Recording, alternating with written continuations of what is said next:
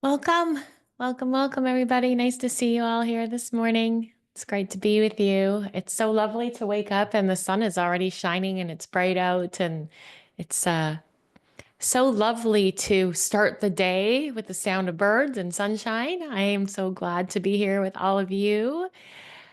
Yeah, we got a bunch of people still popping on, so we'll give it a moment or two. I have been really trying to find the balance between personal responsibility and then compassion. And there's this really fine line that we tend to walk. I'm a person who often is over responsible. I will say, take on things and say things are my, like, what did I do? How's my, what was my role? All of that to a fault in most cases. And I have to work on having a little bit of compassion. And I've noticed that there are times and situations, and lots of people also love to look outward at situations around them and look at what everyone else is doing wrong, but don't like to look in the mirror for their own personal responsibility.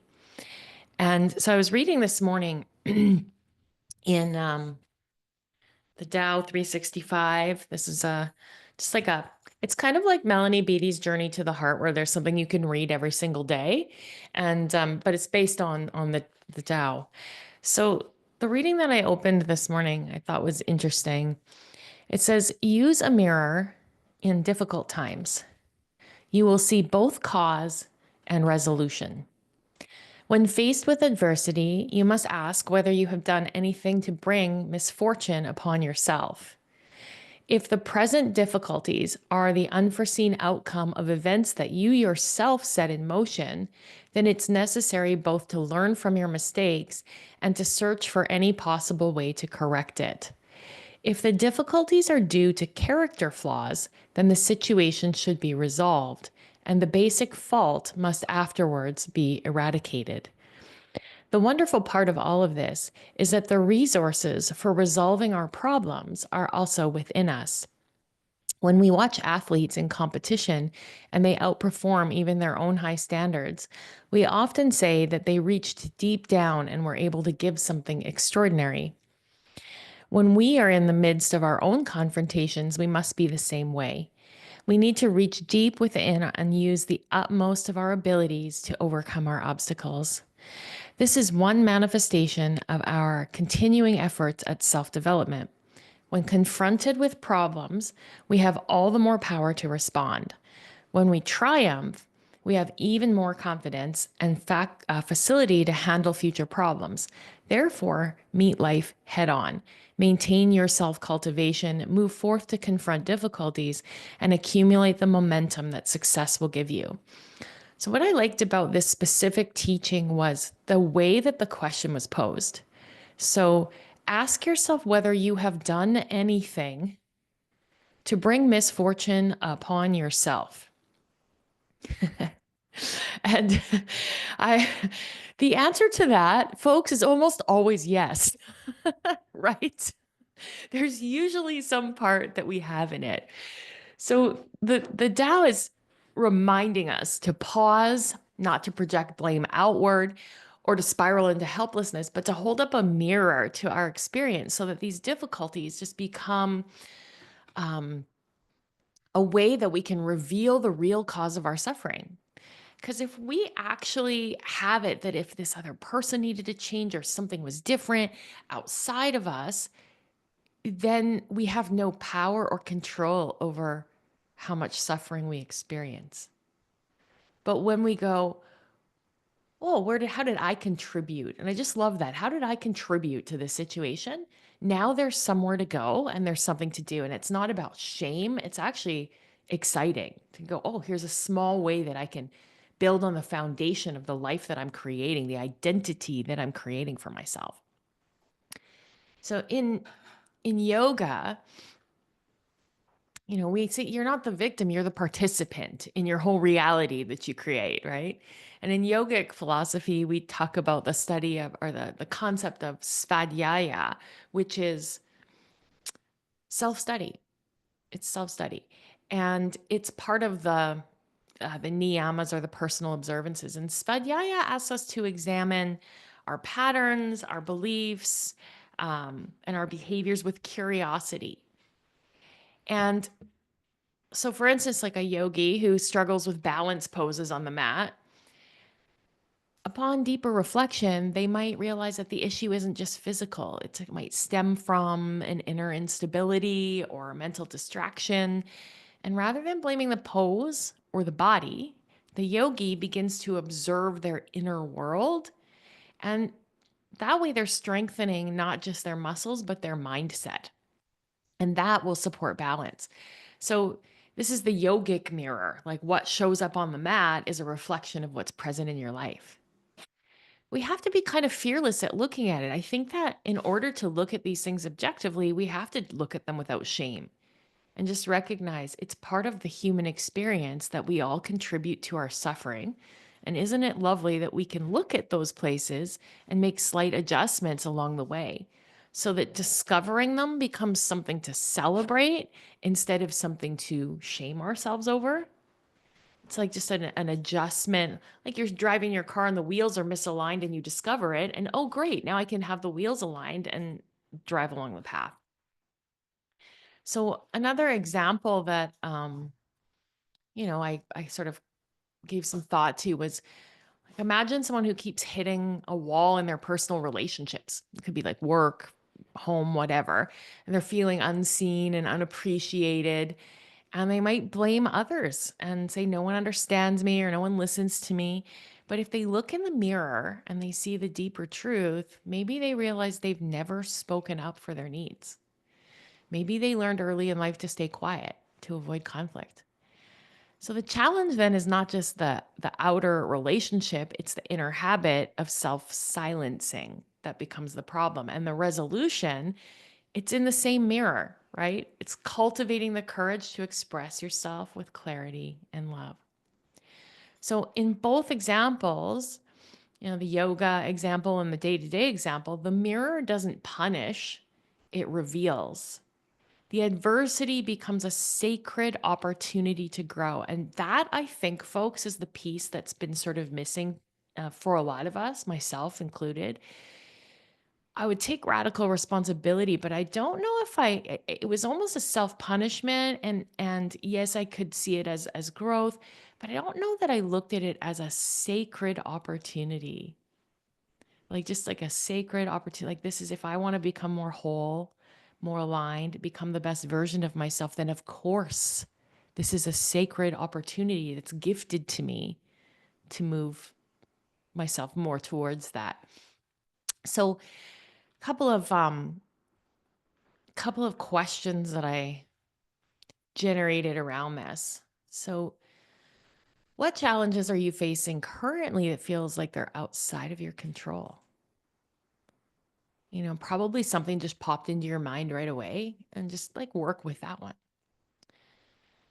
And then the next question to ask would be, is there any way, direct or subtle, that you may have contributed to its presence in your life? Is there any way that you may have contributed to its presence in your life? And then what resources, skills, inner wisdom, past experience do you already possess to navigate this? So it's like the athlete digging down to exceed themselves. It's like, okay, well, what do I possess? What can I dig down to in my bucket and pull up as a resource to work through this? And then where in your life might you be repeating a pattern that needs your attention, not your judgment? This is that fine line I'm talking about. Sometimes we take responsibility, but we're just judging ourselves. That's not helpful. It's helpful to say, how can I shift the pattern? How can I pay attention to this so that something can shift for me? And then how might viewing this difficulty as a teacher or a sacred opportunity, how might that change how you engage with it? And I've been looking at all sorts of things in my own life in the past couple of months, and looking at how did I contribute, and where's the sacred opportunity, and I'm finding so many beautiful things, and really actually excited about the next evolution of myself.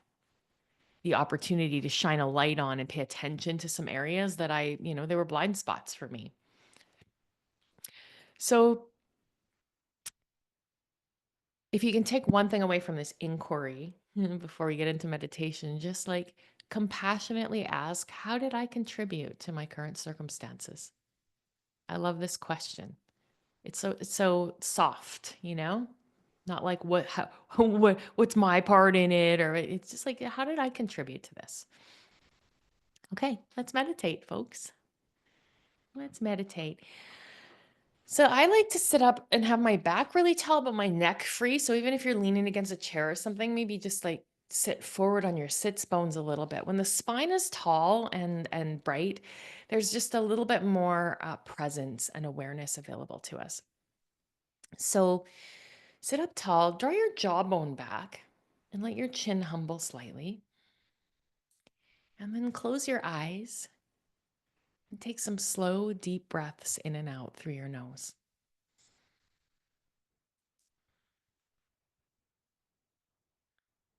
And just take these first moments to land wholly in your body in the now, so that we practice making friends, making peace with who we are, how it is, and we can inquire compassionately.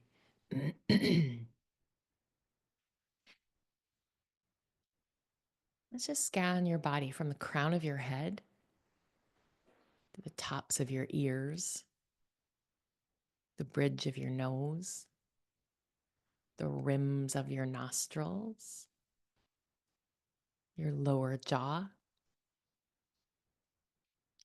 Let's slide your awareness to your collarbones and across the tops of your shoulders, and your shoulders to your elbows, elbows down to your hands. And bring your attention to the tips of your fingers.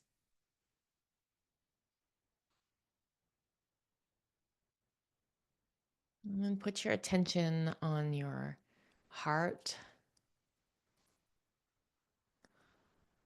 then the space between your shoulder blades, your belly button, your low back, your sits bones on the seat that you occupy, your thighs, your knees, your shins, your ankles, tops of your feet, and the soles of your feet.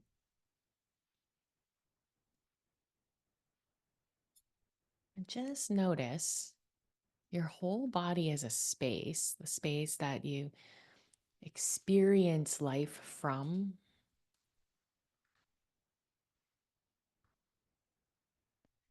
And we can look outward and look at all the things that are happening around us and feel powerless, or we can look inward with curiosity and generosity and compassion. So as your body settles and your breath steadies, visualize yourself standing in front of a still, clear mirror.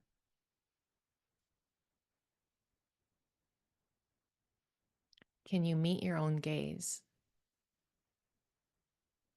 Notice if there's any discomfort with meeting your own gaze.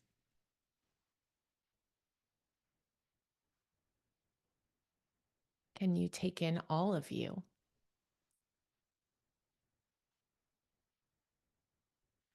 Well, this mirror reflects your whole self, not just how you look, but how you think,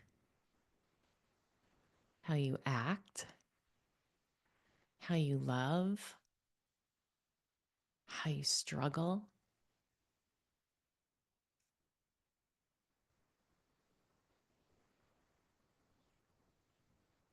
And with a fearless drishti or gaze on yourself, bring to mind a current challenge.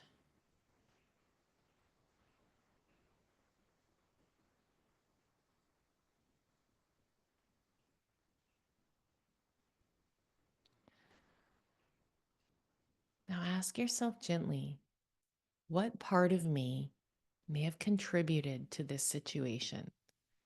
Not to judge, but to understand.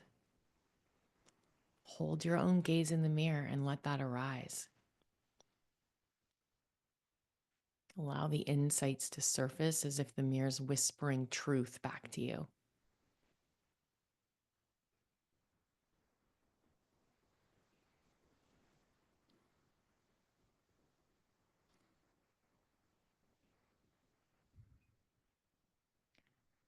Then ask yourself, what strength or clarity do I already possess that could help resolve this?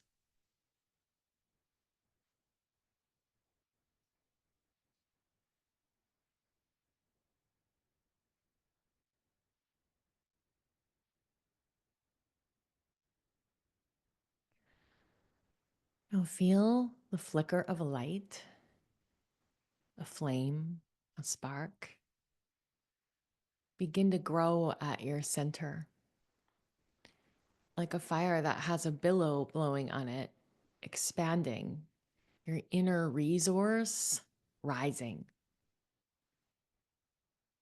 Perhaps it's your honesty, your resilience,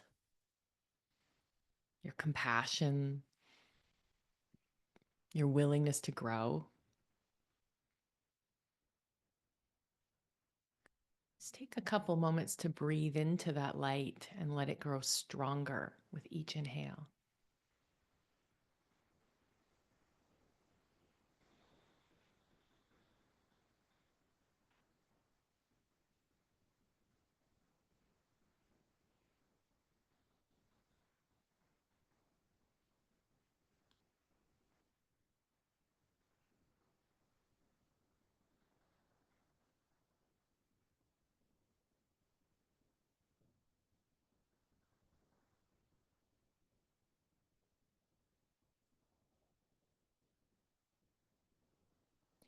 Now repeat silently, I am both the mirror and the mender. I meet my life with truth, not fear.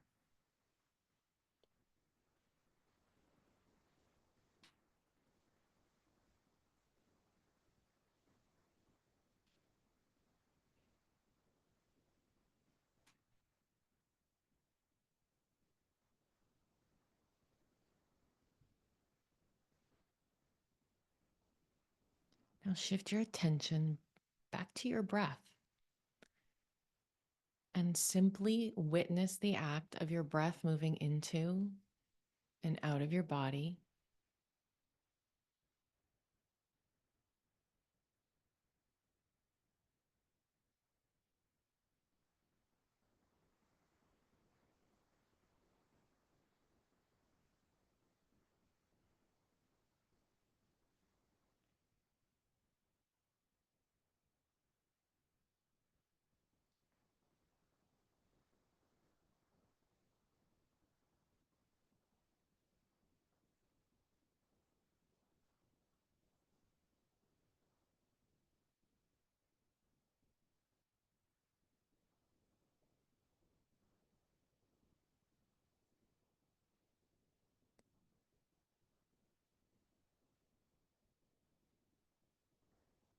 And then bring your attention back to your physical body,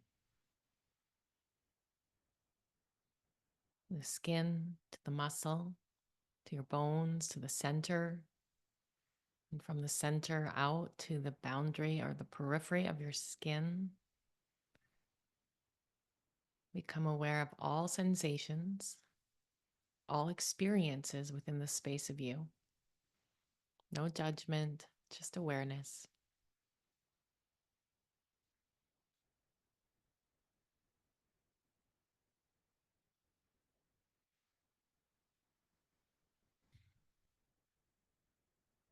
And once more, silently repeat, I am both the mirror and the mender.